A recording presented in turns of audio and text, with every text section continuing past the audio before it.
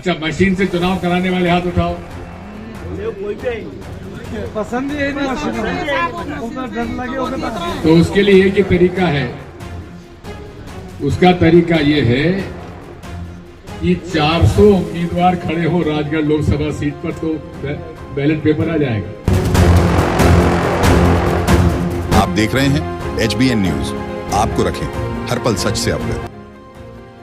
पूर्व मुख्यमंत्री दिग्विजय सिंह राजगढ़ लोकसभा सीट से 33 वर्ष बाद चुनाव लड़ रहे हैं। वे चुनाव प्रचार के लिए गांव-गांव नापेंगे। इसकी शुरुआत वे 31 मार्च को सुसनेर विधानसभा क्षेत्र में आने वाले नलखेड़ा स्थित माता बगलामुखी के दर्शन कर पद यात्रा शुरुआत करेंगे। राजगढ़ लोकसभा क्षेत्र का चुनाव तीसरे चरण में होना है। क्षेत्र में चाचौड़ा, राघवगढ़, नरसिंहगढ़, ब्यावरा, राजगढ़, खिलचीपुर, सुसनेर और सारंगपुर विधानसभा क्षेत्र आते हैं। और एक कहावत तो आपने सुनी होगी कि जहां जहां संतन के पैर पड़े वहां वहां बंटा धार। अब देखना ये है कि कहां कहां दिग्विजय सिंह जाते हैं और कौन कौन कांग्रेस को छोड़ के भाजपा की दस्ता लेता है। चलिए देखते हैं पूरी न्यूज क्या है। दिग्विजय सिंह ने कहा कि वे राजगढ़ में 400 से ज्यादा उम्मीदवारों को मैदान में उतारने की तैयारी कर रहे हैं। लो सुन लो भाई। वही बीजेपी ने पूर्व सीएम के इस बयान पर निशाना साधा। दिग्विजय सिंह ने कहा कि राजगढ़ में 400 से ज्यादा उम्मीदवारों को मैदान में उतारने की तैयारी कर रहे हैं। यहाँ कांग्रेस को भी एक नहीं मिल रहा था, वे 400 की बात कर रहे हैं। वहीं भारतीय जनता पार्टी ने पूर्व सीएम के इस बयान पर निशाना साध लिया है। इलेक्ट्रॉनिक वोटिंग मशीन मतलब ईवीएम से चुनाव कराने को लेकर हमेशा से सवाल उठा रही कांग्रेस ने अब बैलेट पेपर से मतदान कराने को लेकर नया तरीका ढूंढ लिया है।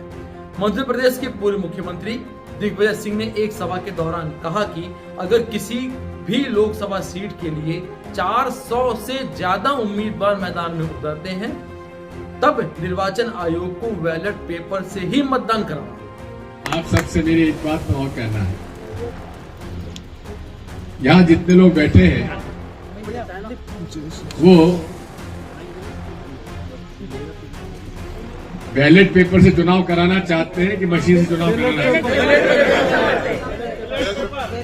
अच्छा, मशीन से चुनाव कराने वाले हाथ उठाओ।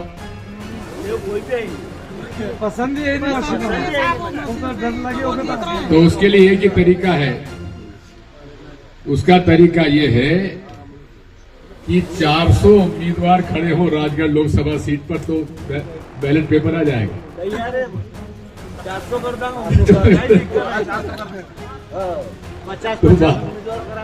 मोदी जी की तो 400 पार नहीं होगी साहब, लेकिन 400 पार प्रत्यक्ष ही राजगढ़ में जरूर होगी। तो उसके लिए मैं तैयारी कर। ये नया नियम कहां से आया, कौन लाया, इसके बारे में देखते हैं थोड़ा सा क्या है। दिग्विजय सिंह ने यह भी कहा कि राजगढ़ में 400 से ज्यादा उम्मीदवारों को मैदान में उतारने की हम तैयारी कर रहे हैं। दरअसल ईवीएम के जरिए मतदान की प्रक्रिया पर मध्य प्रदेश के पूर्व मुख्यमंत्री दिग्विजय सिंह लंबे समय से आवाज उठा रहे हैं। इस बार पूर्व मुख्यमंत्री दिग्विजय सिंह ने खुद राजगढ़ से चुनाव मैदान में उतर गए। कहीं न कहीं भाजपा के लिए थोड़ी मुसीबत तो है, फिर भी देखते हैं कि वे अपने क्षेत्र में आम सभा में लोगों के बीच इस बात को भी उठा रहे हैं कि जनता इलेक्ट्रॉनिक मशीन के जरिए मतदान करना चाहती है या फिर बैलेट पेपर के जरिए अपने अधिकार का प्रयोग करेगी। पूर्व सीएम दिग्विजय सिंह ने अपने लोकसभा क्षेत्र में मंच से जनता के बीच यह भी जानकारी देते हुए कहा कि अगर किसी भी लोकसभा सीट पर 400 से ज्यादा प्रत्याशी मैदान में उतरते हैं तब बैलेट पेपर से मतदान नहीं होगा। उन्होंने यह भी कहा कि वह खुद भी इसकी तैयारी कर रहे हैं। मतलब जहां कांग्रेस को एक सीट के लिए प्रत्याशी नहीं मिल रहे थे, वहां केवल दिग्विजय सिंह अपने दम पे 400 प्रत्याशियों को राजगढ़ से उतारने की बात करें। आइए नजर डालते हैं राजगढ़ लोकसभा सीट पर। राज्यसभा सीट दिग्विजय सिंह के राजगढ़ लोकसभा सीट पर मैदान में उतरने से यह सीट और भी हाई प्रोफाइल हो गई है। इस लोकसभा सीट के अंतर्गत 8 विधानसभाएं आती हैं। इनमें से केवल 2 विधानसभा सीट पर कांग्रेस का कब्जा है, बाकी सभी सीटों पर बीजेपी काबिज है। यदि हम बात करें दिग्विजय सिंह के राजगढ़ लोकसभा सीट से परिणामों की बात, तो दिग्विजय सिंह 1985 में यहाँ पर श्री प्यारे लाल खंडेलवाल जो कि जनसंघ के संस्थापक थे उनसे बुरी तरह हार गए और इस 1991 में केवल 1500 वोटों से सीट जीती थी। बीजेपी की 400 पार सीट के सामने कांग्रेस के 400 प्रत्याशी का नारा।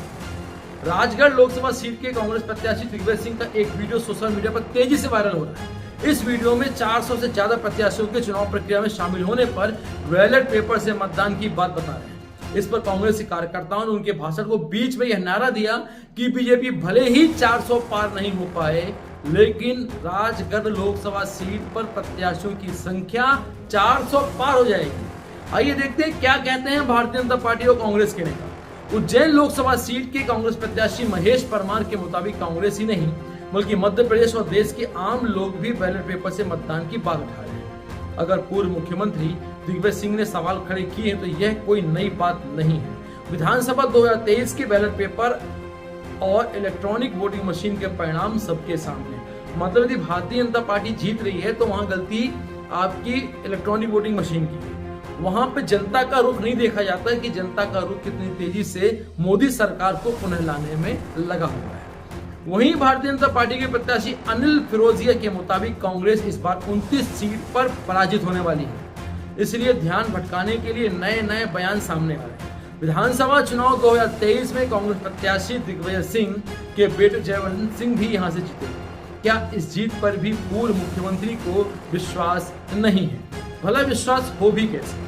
देखना यह है कि जैसे छिंदवाड़ा की तर्ज में वहां के महापौर और एक विधायक ने भारतीय जनता पार्टी की सदस्यता स्वीकार कर कांग्रेस की प्राथमिक सदस्यता इस्तीफा दे दिया था, क्या इनके पैदल मार्च और इनकी यात्रा के दौरान कितने नगर पालिका अध्यक्ष, कितने नगर पंचायत अध्यक्ष, कितने पार्षद, कितने विधायक अब इस बार इस्तीफा देके भारतीय जनता पार्टी की शरण में जाने वाले हैं? हमारे चैनल को लाइक, सब्सक्राइब और शेयर जरूर करते रहिएगा। नमस्कार, जय हिंद, वंदे मातरम।